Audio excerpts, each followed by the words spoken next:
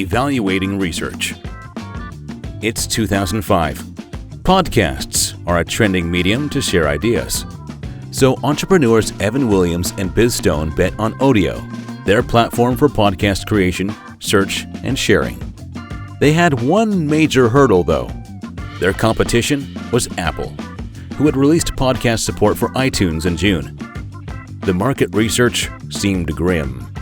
The metrics Williams and Stone relied on, user conversion rates, CAC or customer acquisition cost, and cost of tech development, all pointed to an inevitable conclusion.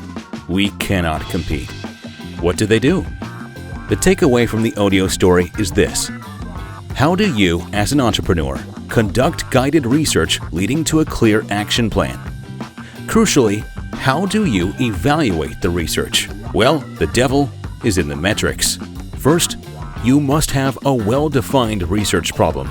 In the case of Odeo, one such question was, how badly do customers want or need podcasts? Before investigating such a problem, you come up with a list of questions that you need to answer to evaluate if it is worth digging deeper into.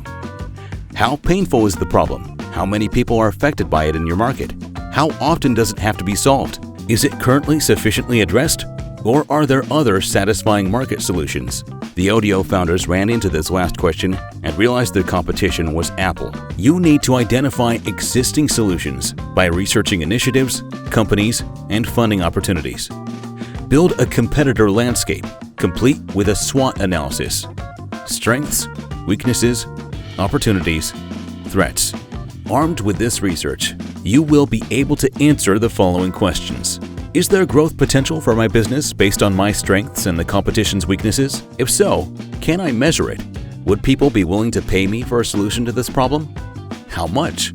Is it easier to target other customers or businesses with my solution? For the Odeo founders, they found that the market was not willing to pay for an unknown brand to get podcast services, which is exactly why perhaps the most important item on your research agenda is customer sentiment. Do people really care about the problem? Are you able to measure that sentiment? Never forget to survey potential customers, profile and classify them into categories based on age, cultural background, profession, etc. This will help you develop and/or refine customer personas and better understand your potential client base. Next, design your survey questions in an unbiased manner to help elicit unbiased responses. A couple of final questions. Would people believe that this founder or founding team are the right people to tackle that problem? Do you, as the founding team, feel comfortable addressing this problem and/or have a lot of experience in the sphere? The answers to these questions will set the tone for how aggressive or conservative the rest of your project plan or product roadmap will be. With the preceding questions answered, you can evaluate whether it is worth it to further explore the problem, or if you need to refine your research to a problem that is more specific, broader, or altogether different.